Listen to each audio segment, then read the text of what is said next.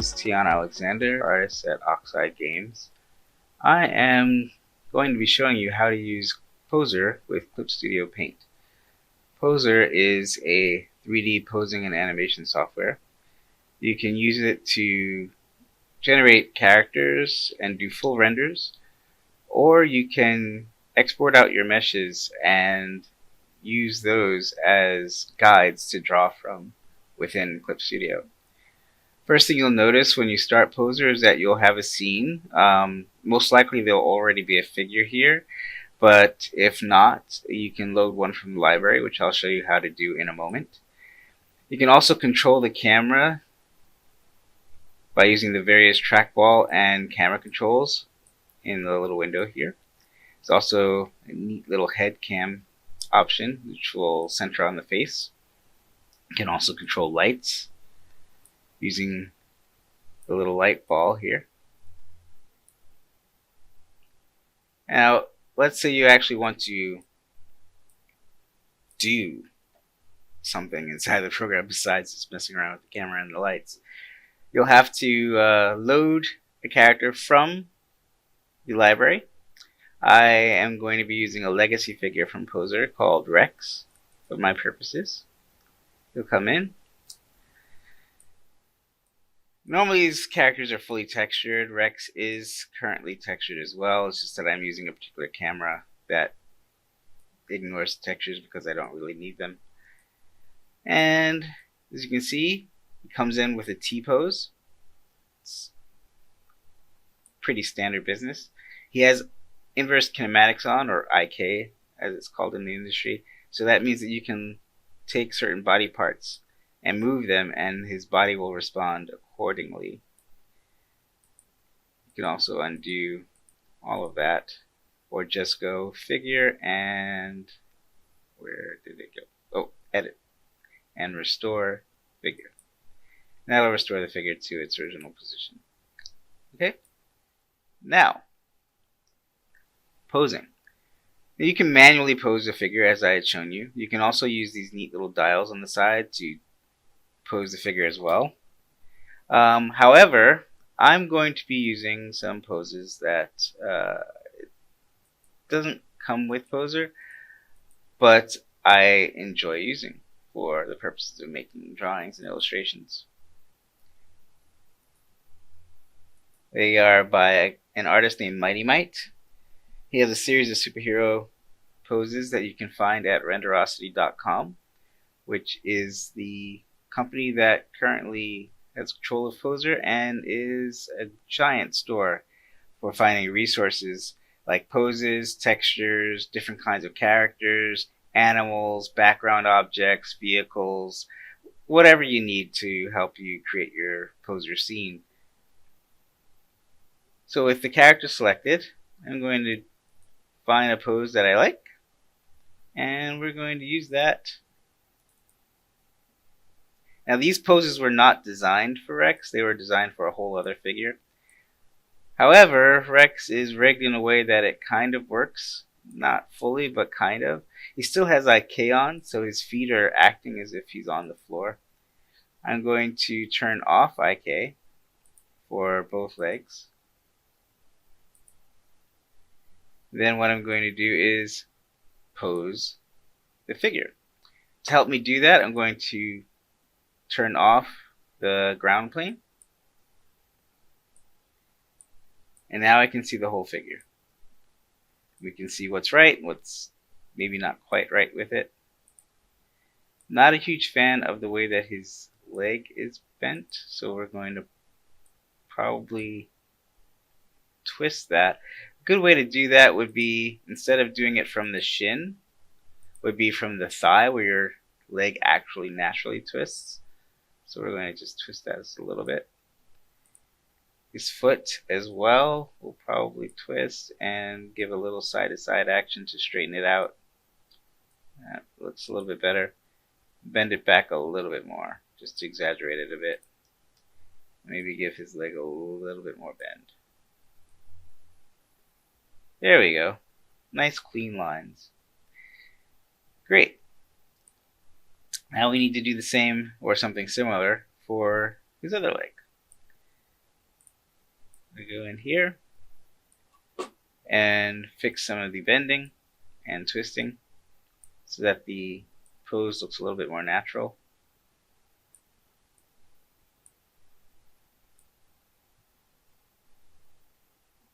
That's not bad. Let's make sure that chin doesn't have any rotations on it. It has a bend and it does have a bit of a twist. And side to side, we're going to bring it back in a little bit. That's good. Great. And I'm going to bend his head a little bit more.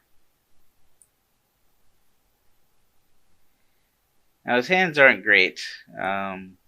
That's partially because of the way they were rigged and partially because of the pose. The pose is looking for certain bone assignments that aren't available in the hand that comes with Rex. And that's alright. I'm not really going to probably use this verbatim. It's primarily just a helpful reference. So what I want to do now is get the camera in a way that I kind of like it. I think this is good. This is going to help me figure out what I want to do inside of Clip Studio. And I think this is pretty decent. Yeah, I like it. But Rex is kind of normal looking in terms of his physique. So what we're going to do is we're going to use another neat feature of Poser. It's called body morphs. A lot of Poser characters, not all, but most, come with full body morphs. If they don't come with them, there might be morphs available for sale that you can use as an add-on. Rex happens to come with a set of 3. We're going to switch on his muscular morph until we're pretty happy with it.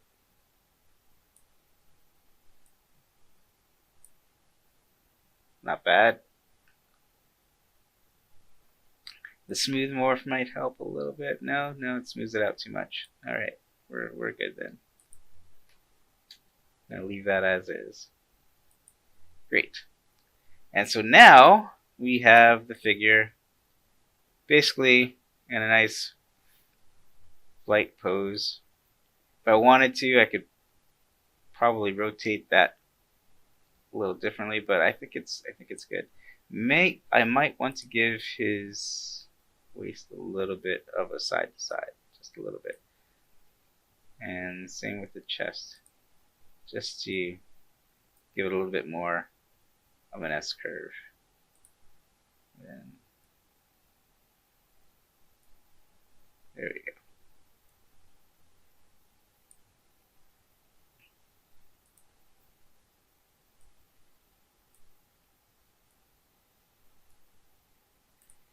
Now I can also go in and give the character some expressions if I want. Zoom into his face here. It comes with a few expressions. There's like angry and disgust and fear, which does not look like what we'd want for this particular pose. There's joy, which might be cool if we're doing like a friendly Superman pose, but I don't think so. I think what I'm going to do is I'm going to add a little bit of sternness to his face, give a little bit of disgust, and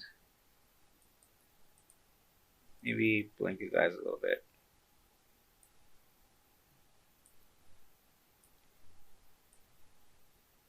There we go. I think that's cool. Great.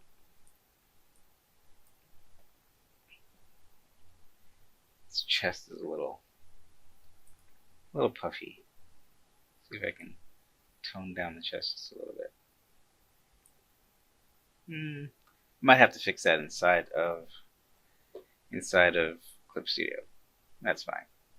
There's a couple of ways I can handle that. Alright, so now we've got this basically where we want it. If we wanted to, we could do a render, like so.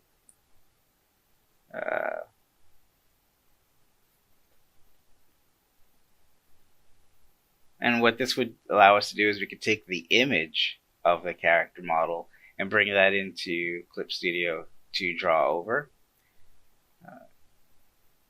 Can be useful. Or, if we don't want to do that, Instead, we can do what I prefer to do, which is to export out the model. The reason why I prefer to do that is because it gives you more camera options once you're inside Clip Studio. So let's take our character model and go File and Export, and then just wait for an OBJ, and we're going to export just a single frame. It'll give us this set of options where we can decide whether or not we want to include anything else from the scene. Since we are only working with the figure, we're just going to export out the figure. And you can tell it to weld the body part seams, make it a morph target, things like that. None of this stuff really matters for Clip Studio so much. We can just leave it as is. I'll hit OK. Then a dialog box will open up and you can decide where you'd like to save it. So navigate to the location that you'd like to save it. For me, I'm saving it under my Documents folder, under a folder called Superhero, which is where I'm keeping some of the poses I have for drawing over.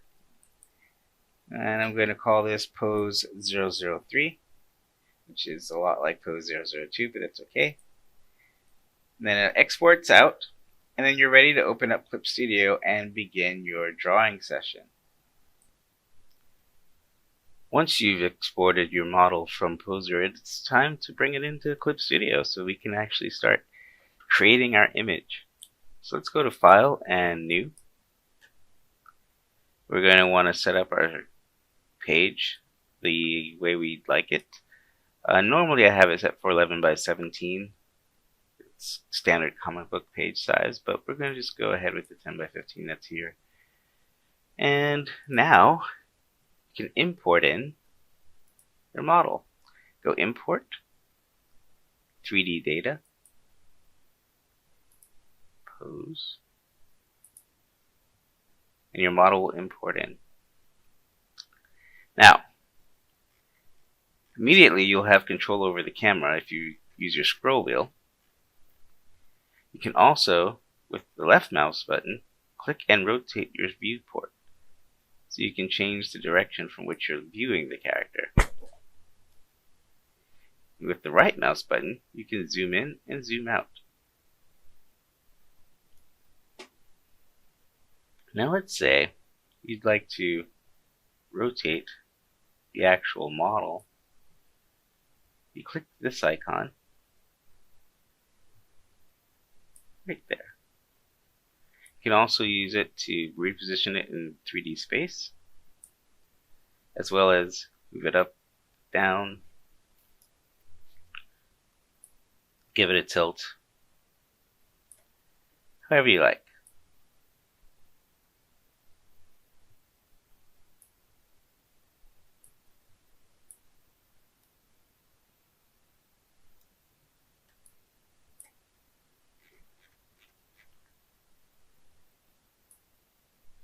Oops.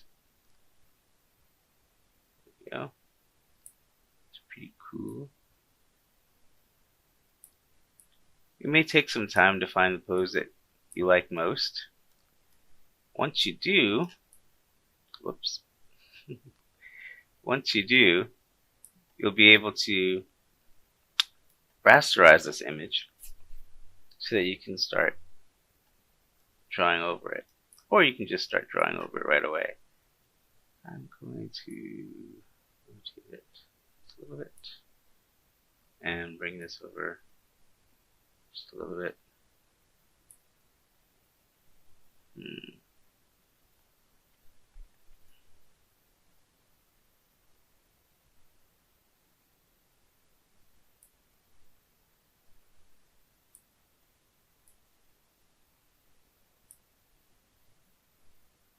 That's pretty good.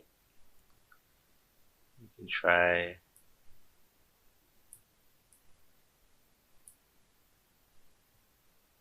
changing the focal length a little bit.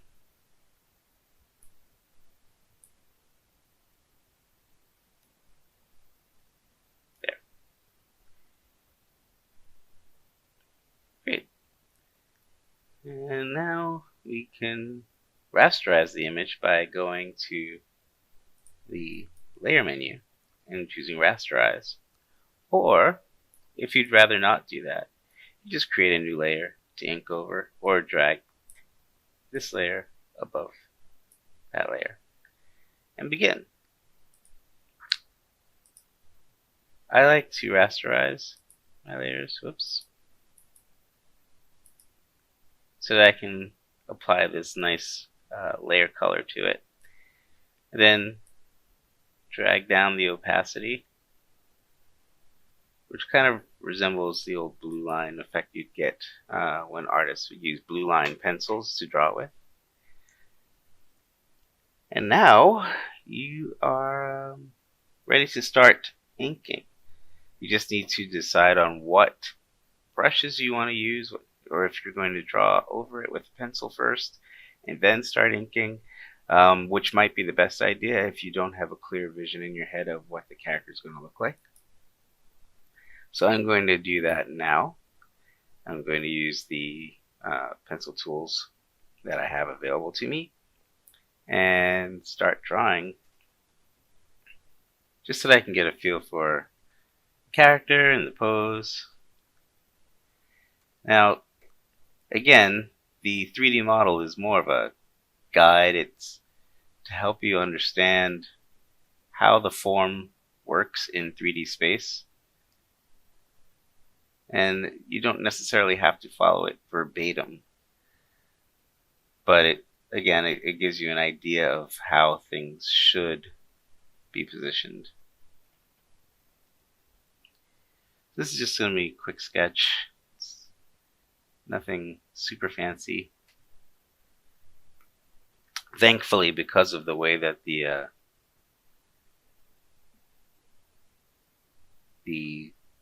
model was lit, we already have neat shadow information, so it's pretty cool. Do that.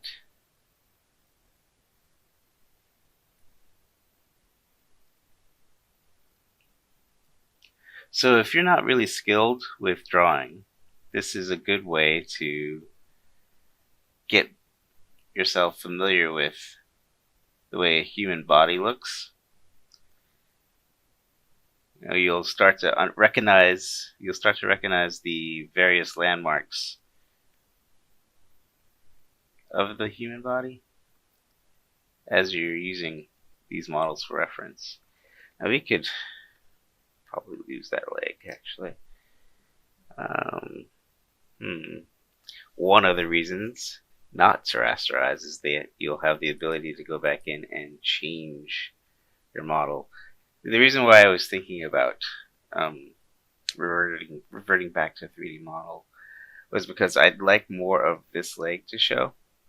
But again, like I said, this is just a suggestion. So what I'm going to do is I'm going to come in here and I'm going to erase the foot. Big eraser. I'm going to erase the foot. And I'm going to give a little bit more meat to the shin bone area. And then add in the foot. That should help, yes, establish the fact that that's a leg, not just some random foot floating.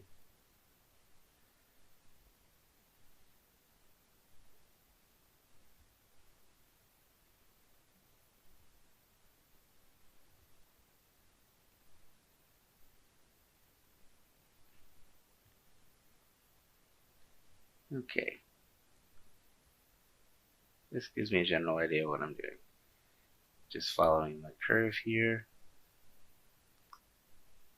And abdomen area. This will be the belt. You can go in.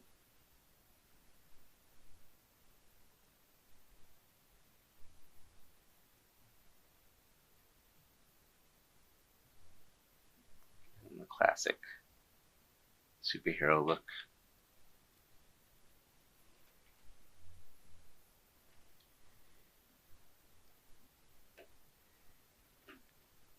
Now, one of the things that you might want to do is also exaggerate the size of certain things. That's called foreshortening. It helps push objects forward or back in 2D space. The bigger something is, the closer it looks to the camera. And the further away something is, the smaller it will look to the camera.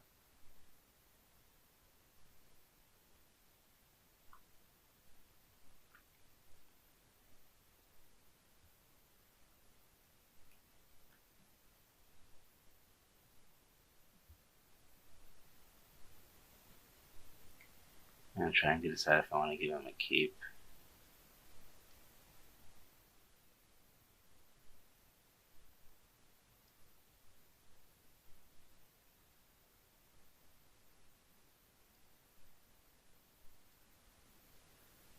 This could be a little bit more certain of what it wants to do. There you go. Just flowing in the wind.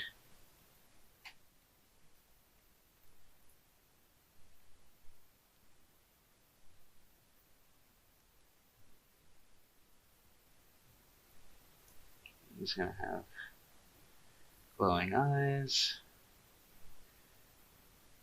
And he'll be wearing a full face mask, so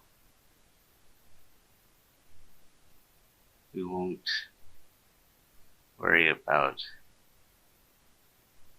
his facial features too much.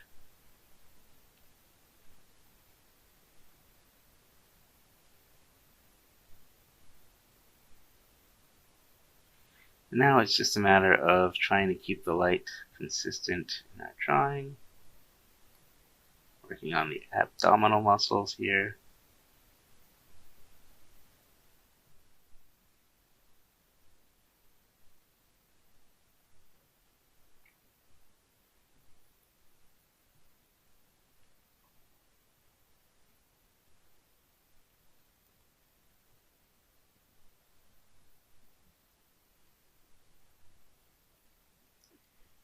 Okay. And throwing in some thigh muscles.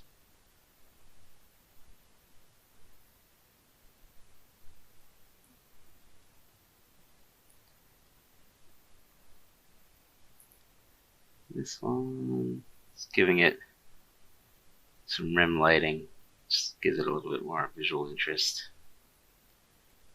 It's not in the 3D model, but again, like I said, the 3D model is more of a guide.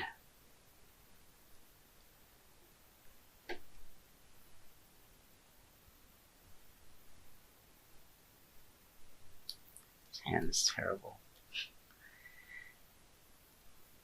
Hands can be tough, especially since I'm out of practice. I haven't actually really drawn anything in about,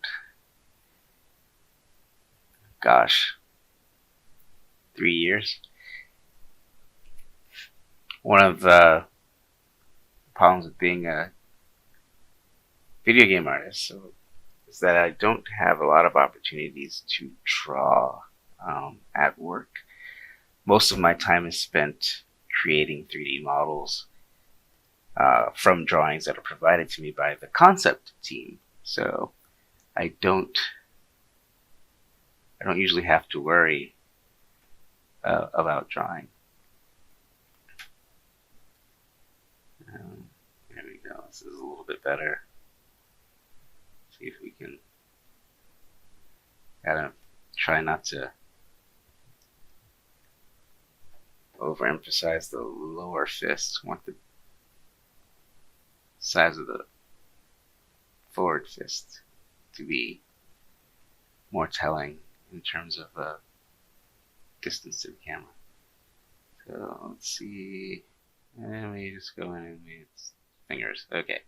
So this gives me an idea that, oh, there's fingers here. Okay, great. Just give it a bit more of that. I don't know if that's necessary, but now I'll probably kill that. But okay. Now I have something I can work with in terms of inking, I don't need my 3D layer anymore, or rasterized version of the 3D layer if that's what you had. And you can actually start inking. You could, of course, take these pencils further if you like. Probably should. However, I don't think I'm going to. It's not fully necessary for me to do that. Just throwing in X's where I want solid blacks.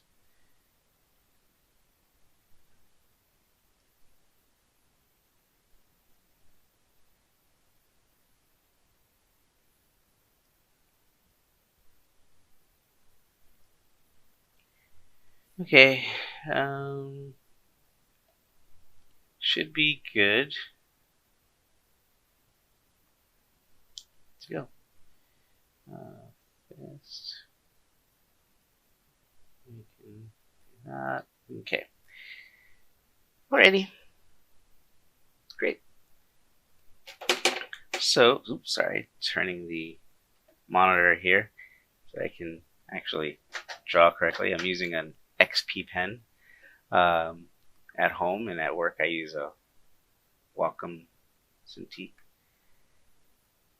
You can really use any tablet that makes you feel comfortable. You could also even use a mouse if you decide to use a mouse. It'll take you a little bit longer to get the artwork done, but there are tools. Where is my line tool? There's was a line tool that would there it is. That allows you to draw with curves, which is really handy. So if you're using, let's actually do the same thing here. So if you're using a mouse, you can actually ink using these curves. Whoops, this is a Bezier curve. I just want a regular curve. And let's bring that size way down. There we go. Okay, so if you decide to draw with the mouse, you can use the curve tools, and the line tools, I should say, to draw with. It will take you a little bit longer, but you can get the job done. So you can click, drag, and then position, and click, drag, position, and just rinse and repeat until you have your drawing done.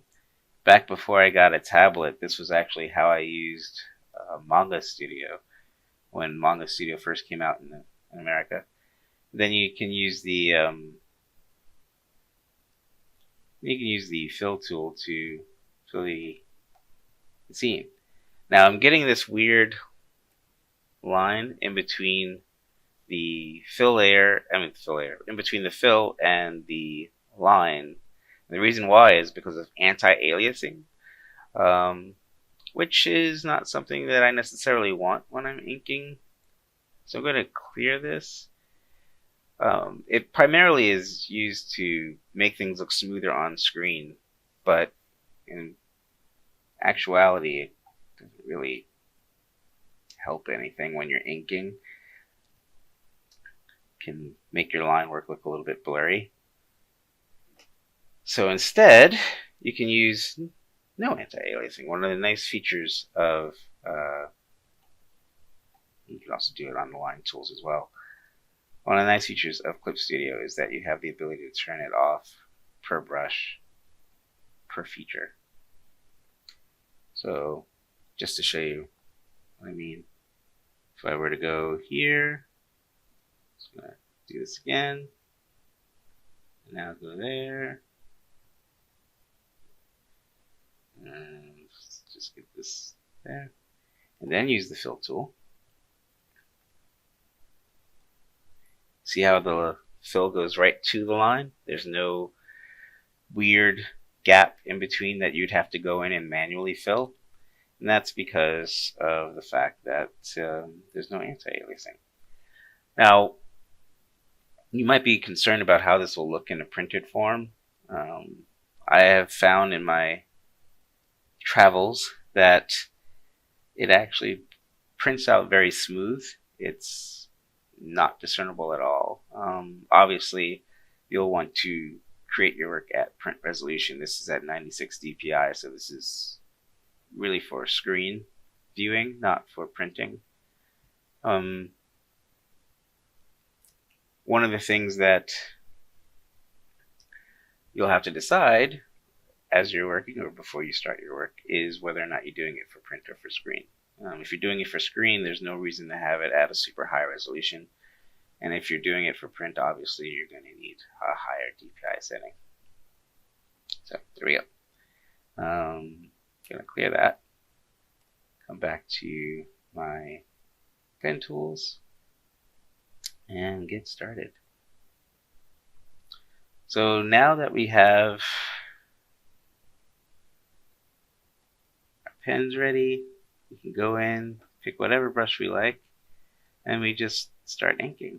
And you want to keep in mind visual interest. As I won't be coloring this, visual interest will come from the line work itself, which means that I don't want to have lines that are all uniformly the same size, and that's not even uniformly the same size, but I don't want to have lines that are all the same size because they will start to all look alike, and it'll be hard to see what's behind the character, what's in front of the character. It'll be hard to see where the shadows are falling. So what you'll want to do is add a little bit of line variation to your work. You do that by applying pressure as you go. So the harder you press, the thicker the line. The lighter you press, the thinner the line. Okay? Alright. And that can make for some really interesting stylization. For example, I come in here and I go, right? I go in and I can say, oh, that's what his cape's going to be like. It's not. But it gives you an idea of ways that you can work the pen.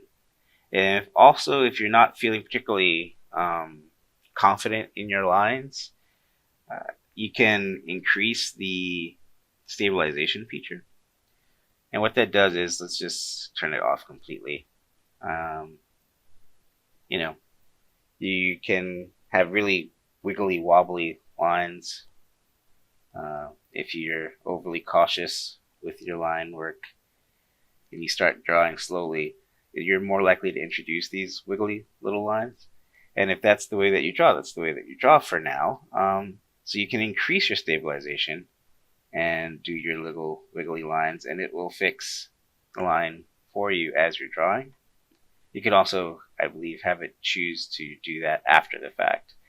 However, quick lines are also really great for, well, that's not proving a point, is it? Quick lines are also great for keeping your lines looking relatively smooth. But that requires a level of confidence in both the tool that you're using as well as in the form you're making. Sorry for the ums and ahs. The difficulty comes in lack of repetition. So the less often you draw it, the less likely you are to be confident about drawing it. The more you draw it, the more confident you'll be, the faster you'll be, the cleaner your lines will be, which is why it's always a good idea to draw as often as you can if drawing is something that you want to do. That way you'll always be a little bit ahead of the game.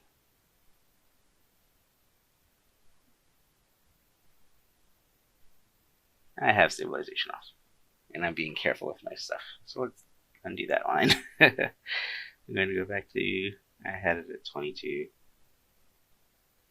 Alright, and boom.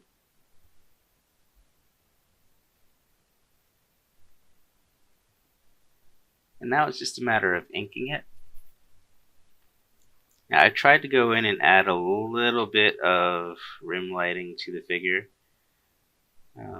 Mostly because while solid blacks can be cool and interesting.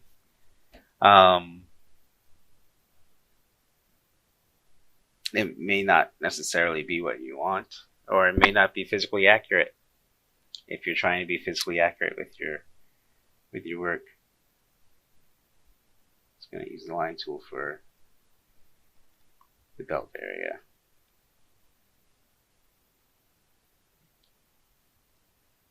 There we go.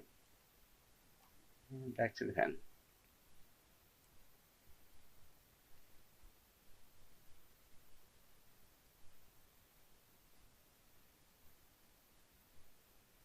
Okay, now for his cape, I'm going to have his cape come to a point.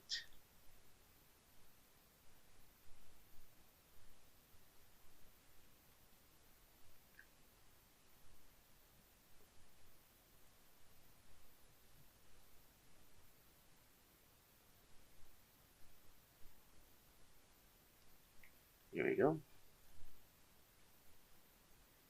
It's not too bad. This I'm going to change the wildness of it. Actually, zoom out a little bit here.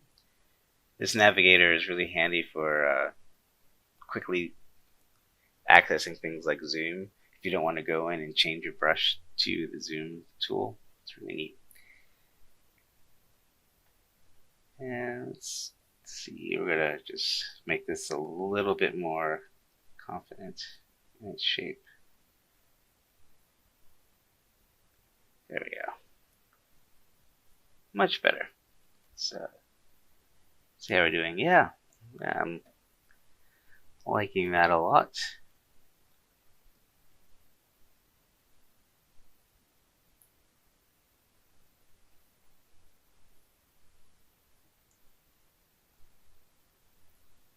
One of the nice things about drawing is that you can do it anywhere as long as you have access to the tools you'll need, a surface to draw on, and something to draw with. You can pretty much do it anywhere at any time. So it's the perfect kind of thing to do when you're stuck in quarantine, or when you're just looking to express yourself. It's probably the fastest way to get out an idea.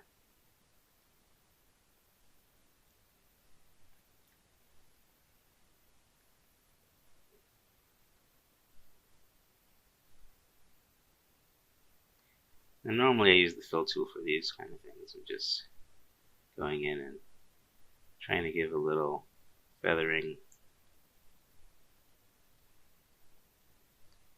to this. And basically the feathering is the light falling off of the surface. So instead of a solid black, you'll see a slow gradation from that.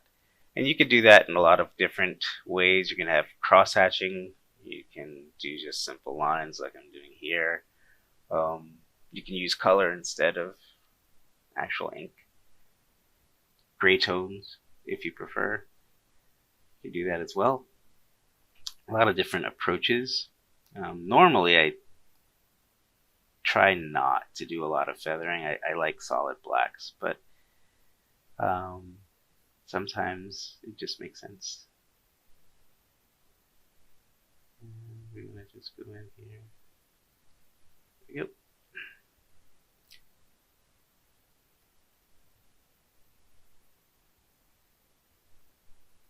Okay.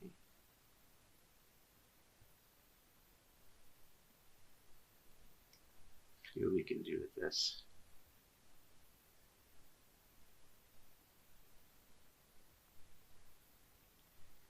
And that.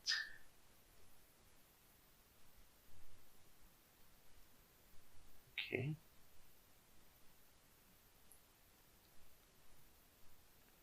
And boom. All right, great. Now I'm going to use this fill tool.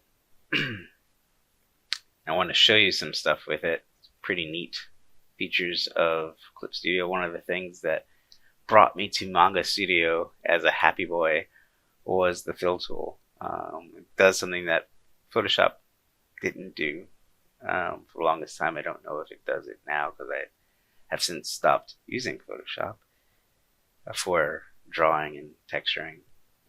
Mostly I just use it for image editing, which is what it was originally designed for.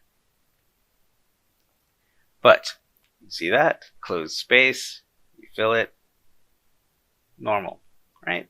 Right. One of the neat features of Clip Studio is that you can use the fill tool to close up an object that is not necessarily actually drawn to be closed. So let's take this sphere for example. That one's closed, and this one isn't, right? If I fill this, obviously, it's going to fill to the edge of the line. If I fill this, it should spill out over into the whole image.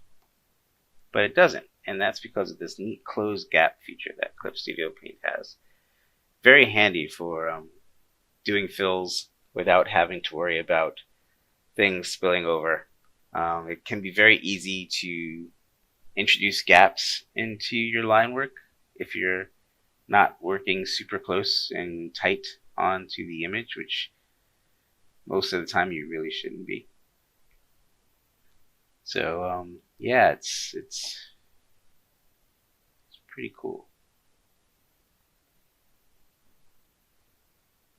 Let's see how that looks at distance, if that was a good idea or a terrible idea. I don't like it. Solid blacks. That's the way to go. Alright.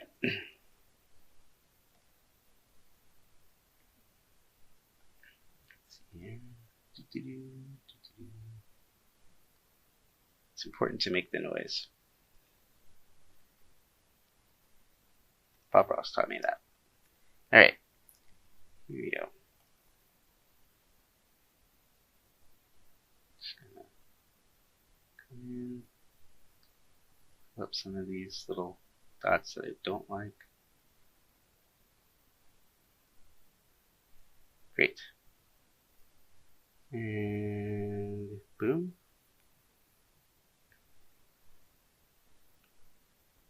Applying a lot of pressure, unfortunately. Trying really hard not to, but my hands are heavy now that I haven't had to draw in a long time.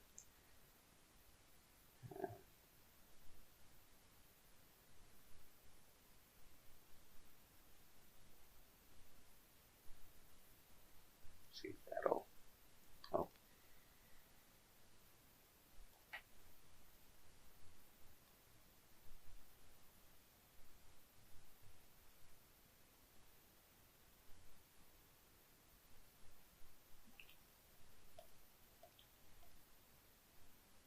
Okay.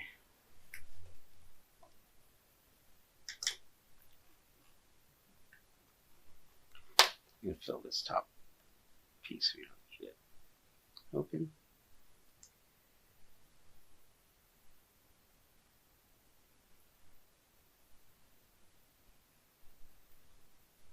There we go.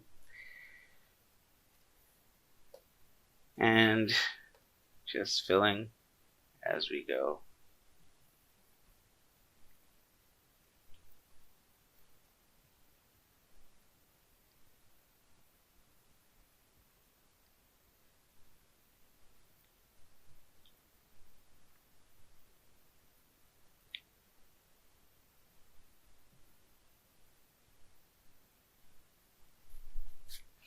I'm going to take the transparent feature and just draw in a little line there to separate the leg, shin bone from the foot. And that's one of the other neat things. Like if you want, you can come back in with this and, you know, add in things that were taken out, or cut away features that you don't want. Like let's say I want to have this be a little shinier. I can do like little highlight streaks on it if I wanted to.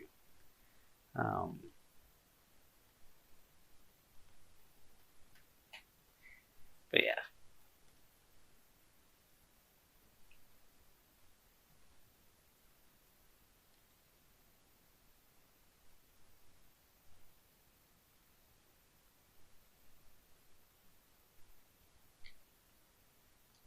And one area where I do tend to do feathering is capes. Mostly because I feel like capes are always in motion, and I've always thought, before I knew what feathering was, as a kid I always thought that it represented motion, like a speed line, but on your clothes.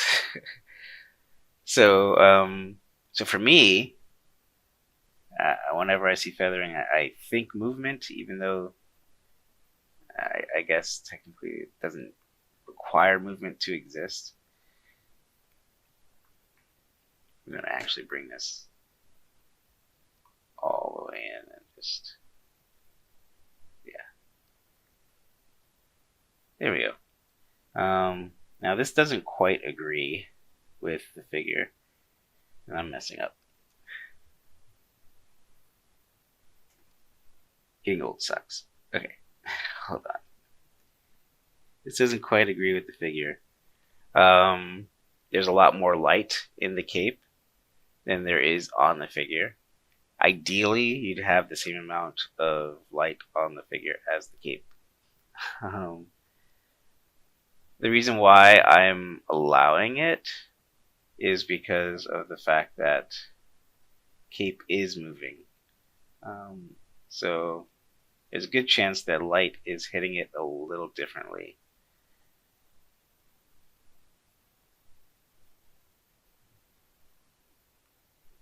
It's also exposing more of itself than the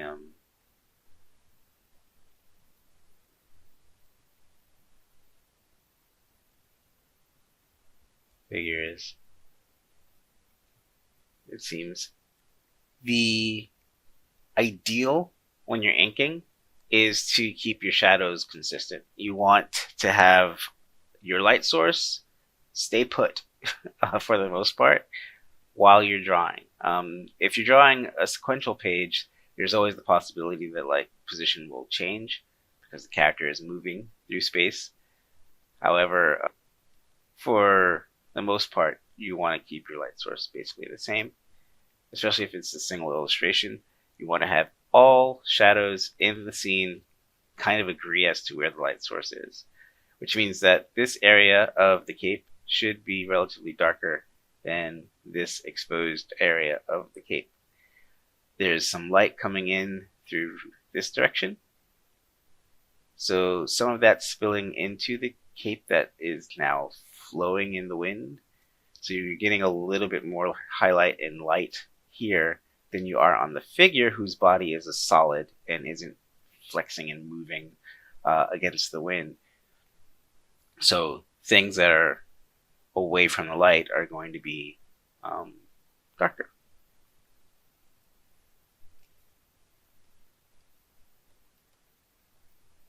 And again, with the help of Poser, I was able to quickly establish where my light source was going to be because the 3D model kind of already had a solid light source, which was nice.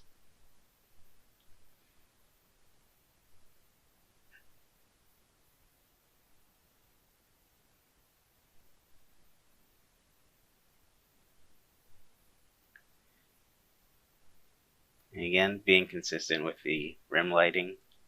So adding a little bit of shadow onto the cape. Not sure I like that. Actually very sure I don't.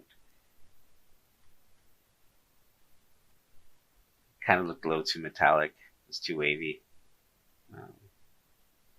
In comics, usually wavy means metallic. Wavy shadow. Like that. So instead what I'm going to do is I'm going to overwork this a little bit. I mean, I could leave it to the colorist to just darken.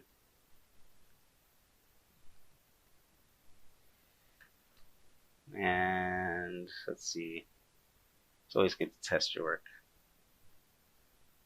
And yeah, I'm going to leave it to the colors to darken.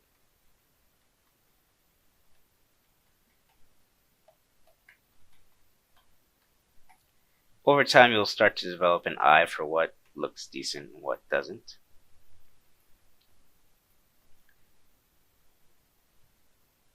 And it's very important as an artist to be able to look at your work and be like, okay, this is working, this is not working. Why is this working? Why is this not working?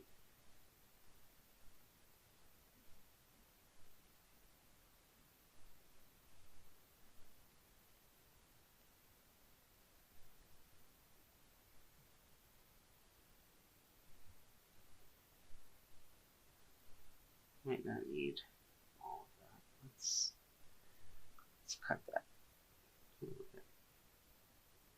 You know, this is technically where the heel was. We're gonna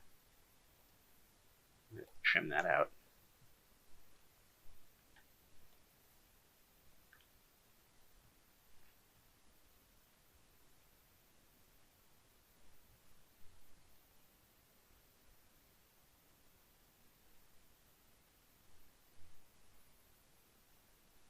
Okay. And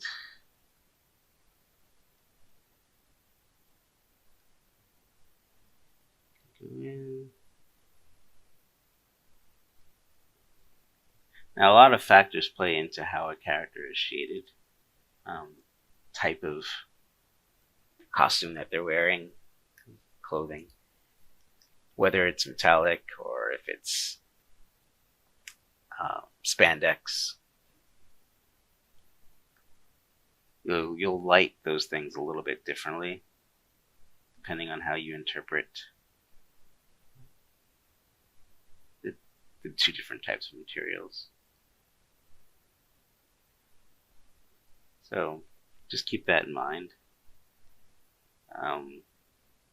You wouldn't necessarily highlight Iron Man the way that you would highlight Batman. You know, in all likelihood, Batman would be in the shadows 90% of the time, and he wouldn't have a lot of reflective surfaces on him because of the fact that he doesn't want a lot of light to expose what he looks like. You can't scare people if people can just see you.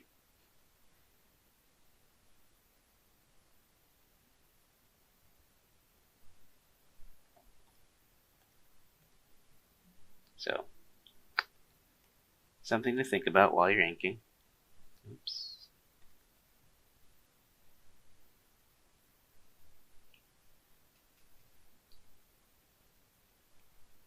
It's also a good idea to zoom in and zoom out just so you get a sense of what, if you were to print it, what would actually show up and what wouldn't.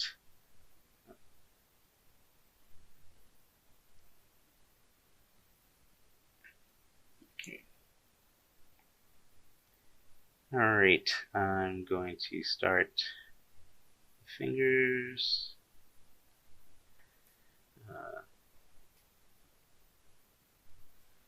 And boom.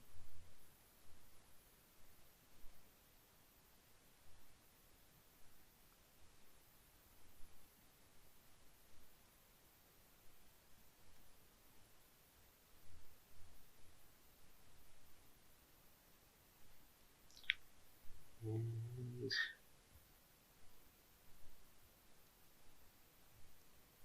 okay, this one's going to be a little tricky. Do the best we can with it.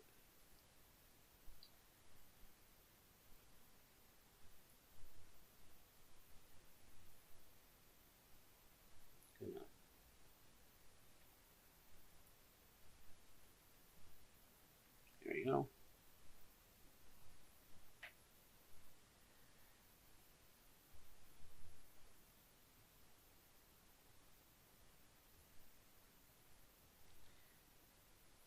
There's going to be less shadows, but there'll still be some shadows on the cape closer to the light. The reason why there'll still be some shadows is because, again, the cape is moving. So it's rolling, creating ripples on itself, that sort of thing.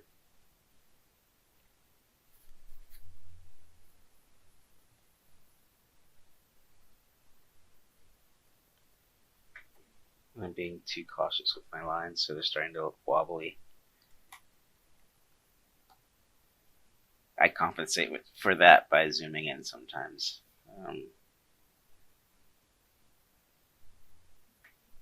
You get a little less wobble.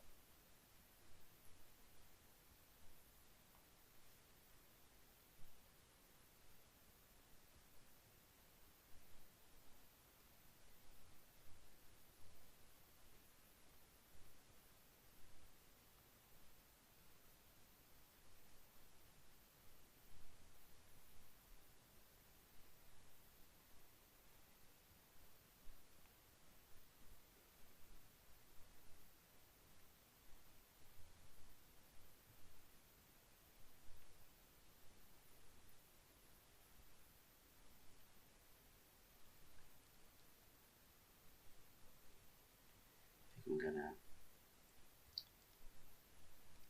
fix some things here. Smaller brush for the head. And nearly done with the headpiece.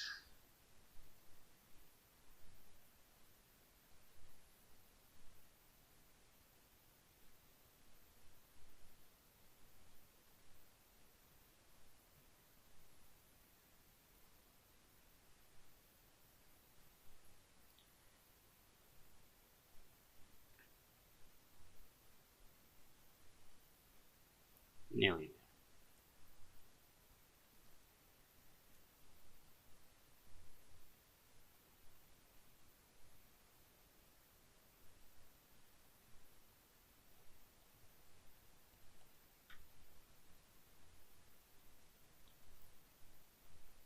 there. Again, trying to show light glancing off of the forms here.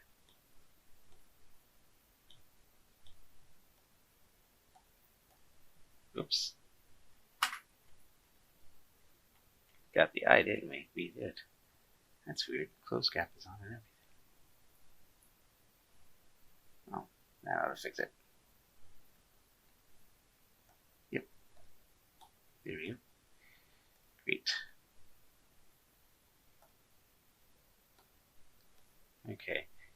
And I'm just going to clean up some of the spots here that didn't get filled. Maybe make this a little bit bigger. Again, a little bounce light to separate the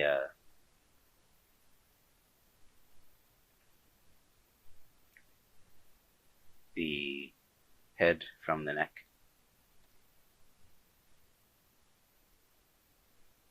I'm just going to fill that with black. It's going to close up anyway.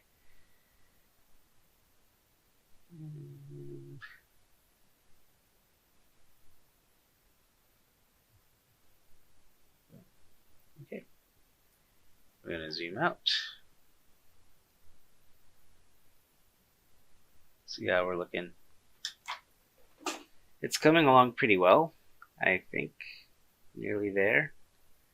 Could maybe erase a little bit of this here. So we're going to take the pen tool and clear that up just a little bit.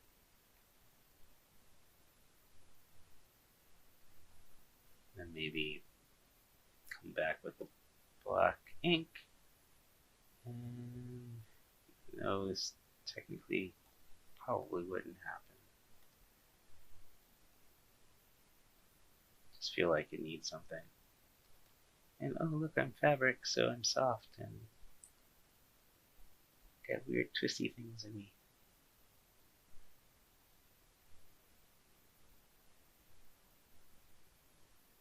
Again, You gotta make the weird sounds, because if you don't, you're not having fun. I didn't make that up. Bob Ross did.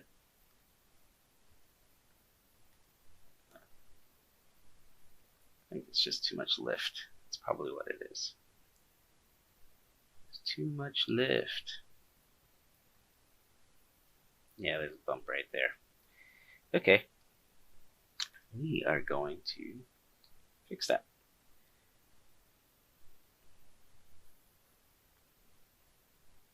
There we go. Not normally how I like to ink something. I'm just gonna make that line a little bolder and then bring it in. There. Let's zoom out.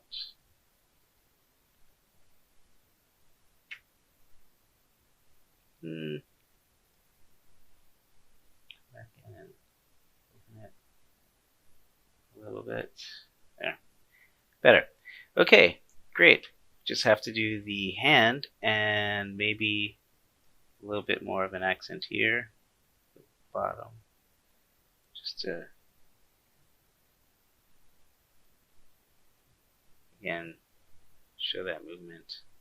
I don't think I'm going to introduce cross-hatching. I think that might be a bit much.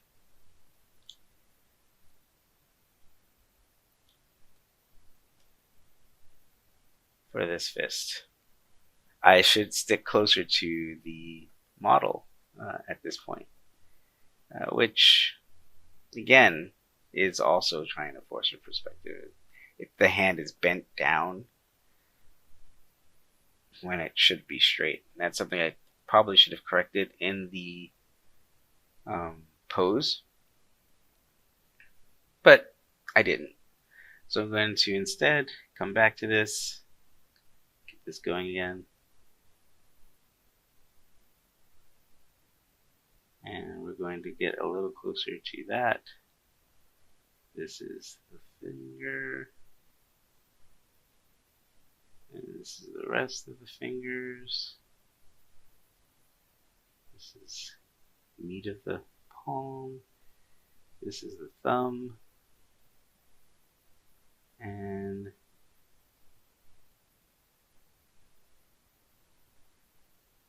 we are now happy campers. Great. Back to my pencil so I can see where I wanted my lights to go, and I think I'm just gonna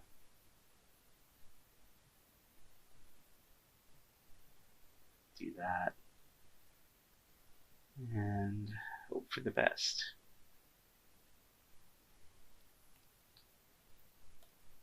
Yeah.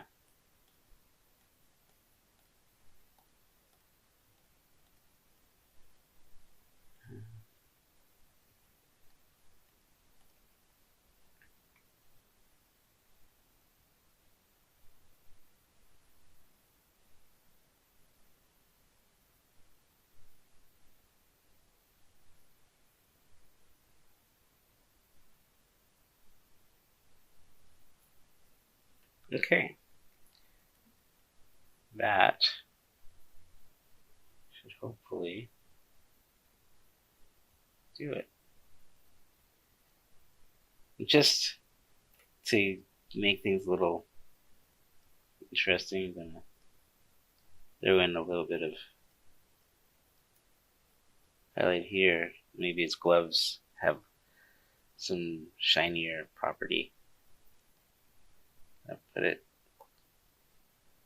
on here as well. Usually, though, if your gloves do, your undies do as well, and your boots do as well. Oops, why is this so soft? Because this is the airbrush, or no, it's the pencil.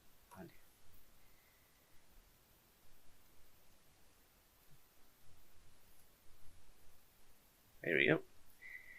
And zoom out.